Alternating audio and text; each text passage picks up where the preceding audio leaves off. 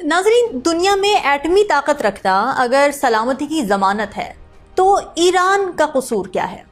और अगर एटमी बम बनाना जुर्म है तो इजराइल पर खामोशी क्यों है? आज हम बताएंगे कि एटम बम असल में बनता कैसे है, ईरान कहाँ खड़ा है और खौफ की इस आलमी सियासत में कौन किसे बेवकूफ़ बना रहा है। आप 92 न्यूज़ डिजिटल पर मेरा व्लॉग देख रहे हैं और मैं हूँ रामीन सैयद। व्यूअर्स, दुनिया में एटमी ताकत हमेशा से ताकतवरों का खेल रही है, लेकिन जब भी कोई मुस्लिम मुल्क, वो भी खुददार और आज़ाद पॉलिसी रखने वाला मुल्क, जौहरी मैदान में कदम रखता है तो पूरी दुनिया में हलचल मच जाती है। अब ईरान की बात कर लें, जो पिछले कई बरसों से साइंसी तरक्की की राह पर गामजन है। अब एक बार फिर खबरों में है, इजराइल ने हाल ही में ईरान के जौहरी साइंसदानों और हसास तंजीबात पर हमला किया और ये दावा किया कि वो ईरान को एटम बम बनाने से रोकने के लिए ये सब कर रहा है। लेकिन यहाँ पर सवाल है, बड़ा इंपॉर्टेंट सवाल है, और वो ये है कि क्या ईरान वाकई एटम बम के दहाने पर खड़ा है या फिर ये सिर्फ एक आलमी खौफ की मुहिम है। अब जौहरी बम बनाने के लिए सबसे पहला और अहम मरहला क्या होता है, ये बड़ा ही ज़रूरी एस्पेक्ट है। ये मरहला होता है यूरेनियम का हुसूल और इसकी अफजोदगी।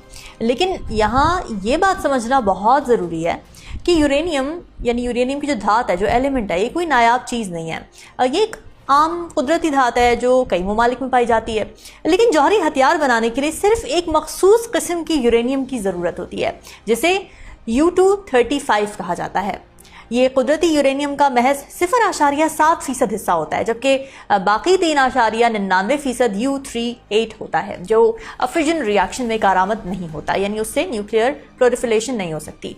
अब इस U-235 को अलग करने के लिए इंतहाई पेचीदा टेक्नोलॉजी इस्तेमाल होती है, जिसे सेंट्रीफ्यूजेस कहते हैं। सेंट्रीफ्यूजेस क्या है? सेंट्रीफ्यूजेस दरअसल तेज़ रफ्तारी से घूमने वाली ऐसी डिवाइसेस होती हैं जो यूरेनियम के भारी और हल्के एटम्स को अलग अलग कर देते हैं। और ये अमल सिर्फ एक या दो मशीनों से नहीं होता, बल्कि हज़ारों सेंट्रीफ्यूजेस की इस अमल के लिए ज़रूरत होती है।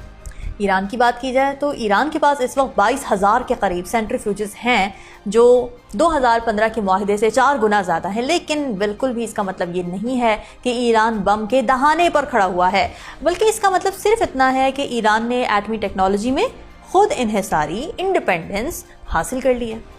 अब सवाल ये उठता है कि क्या यूरेनियम को अफजोदा करके फ़ौरन बम बनाया जा सकता है?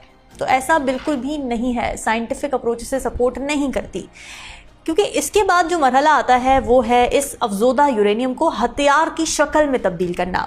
और ये एक ऐसा मरहला है जो दुनिया की सिर्फ चंद ताकतों ने अबूर किया है। इसे कहते हैं मिनिएचराइजेशन, यानी अफजोदा मवाद को इतना छोटा और मजबूत और हदफ शिकन बनाना, टारगेटेड बनाना, कि वो एक मिसाइल के वॉरहेड में फिट हो सके।